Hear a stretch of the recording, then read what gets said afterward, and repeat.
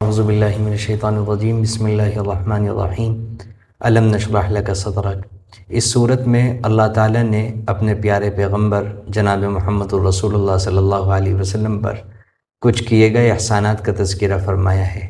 ان میں سے پہلا احسان اللہ تعالیٰ نے یہ ذکر فرمایا ہے کہ اللہ تعالیٰ نے اپنی رحمت سے جناب محمد الرسول اللہ صلی اللہ علیہ وسلم کے سینے کو اس طرح تیار فرمایا کہ آپ وحی کا بوجھ برداشت کر سکیں۔ اسی طرح آپ کو علم و حکمت سے اس طرح نوازا کہ آپ تبلیغ کے فریضے کو نہایت شاندار طریقے پر انجام دے سکیں۔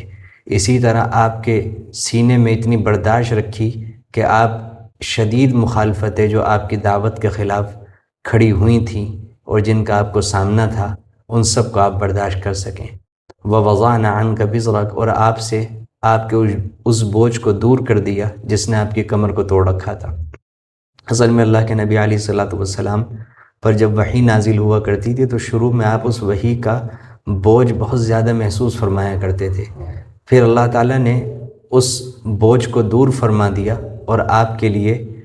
اس کا برداشت کرنا آسان ہو گیا۔ اسی طرح اللہ کے نبی صلی اللہ علیہ وسلم جتنا لوگوں کو دعوت دے رہے تھے، جتنی اس میں جان کھپا رہے تھے، اتنی ہی زیادہ ان کی مخالفت بڑھ رہی تھی۔ تو اللہ کے نبی صلی اللہ علیہ وسلم بہت پریشان رہتے تھے کہ کہیں مجھ سے تو کوئی ایسی غلطی سرزد نہیں ہو رہی ہے جس کی وجہ سے یہ لوگ اس دعوت سے متاثر نہیں ہو رہا ہے بلکہ الٹا اس کے مخالف بنتے جا رہے ہیں۔ تو اللہ تعالیٰ نے اس صورت کے ذریعے سے اور اس سے پچھلی والی صورت کے ذریعے سے آپ کے اس بوجھ کو بھی دور فرمایا۔ اسی طرح کبھی کوئی کام آپ مصلحت کے مطابق سمجھتے تھے اور بعد میں اندازہ ہوتا تھا کہ وہ کام مصلحت کے مطابق نہیں نکلا تو آپ کو اس کا بھی احساس ہوتا تھا، کیونکہ آپ اللہ تعالیٰ کے نہایت قریب تھے اور آپ کو اللہ سے جو محبت تھی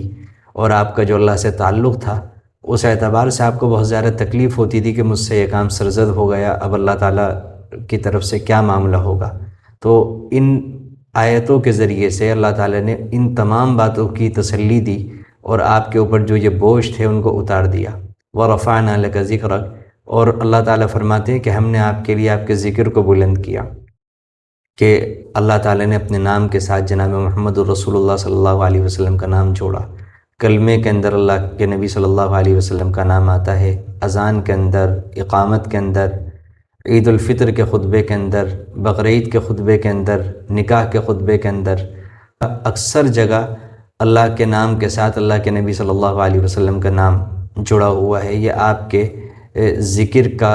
ذکر کے بلند ہونے کا جو تذکرہ فرمایا گیا ہے اس آیت میں، یہ اس کا اثر ہے۔ اسی طرح لکھنے والوں نے یہاں تک لکھا ہے کہ انڈونیشیا سے لے کر امریکہ تک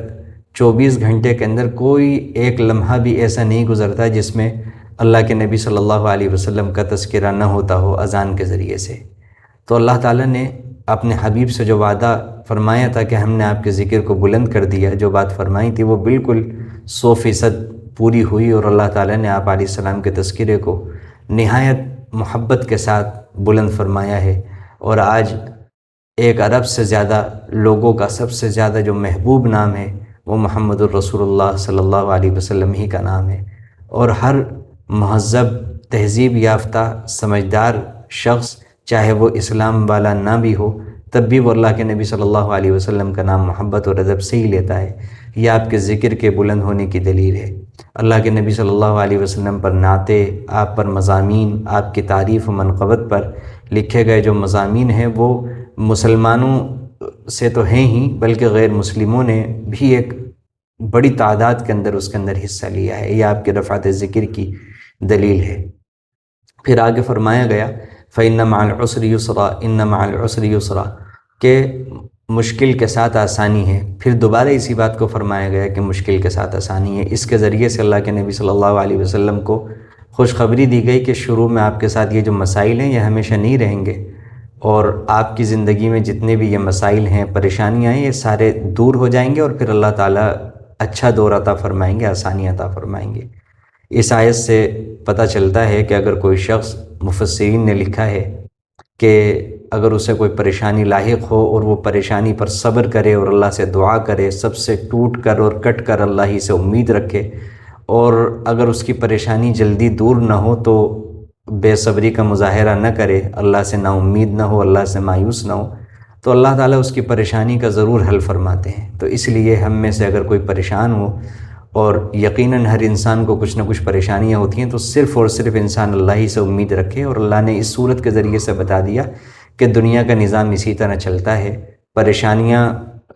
سامنے آتی ہیں، پھر اس کے بعد اللہ تعالیٰ جب پریشانیوں میں صحیح طریقے پر انسان ثابت قدم رہتا ہے اور کوشش کا عمل جاری رکھتا ہے، پھر اللہ تعالیٰ آسانی عطا فرماتے ہیں، اور یہ زندگی بھر سلسلہ جاری رہتا ہے۔ اسی لیے 2 بار فرمایا گیا کہ مشکل کے ساتھ آسانی ہے، مشکل کے ساتھ آسانی ہے۔ پھر فرمایا گیا فَإِذَا فَرَغْتَ فَانصَبْ، جب آپ اپنے دعوت کے کام سے فارغ ہو جائیں اور آپ کو علامتیں نظر آنے لگیں کہ جس کام کے لیے اللہ نے بھیجا تھا، جو وعدے اللہ کے تھے وہ پورے ہونے لگے، اور لوگ بڑی تعداد کے اندر اسلام میں داخل ہونے لگیں اور آپ کے دشمن مغلوب ہونے لگیں،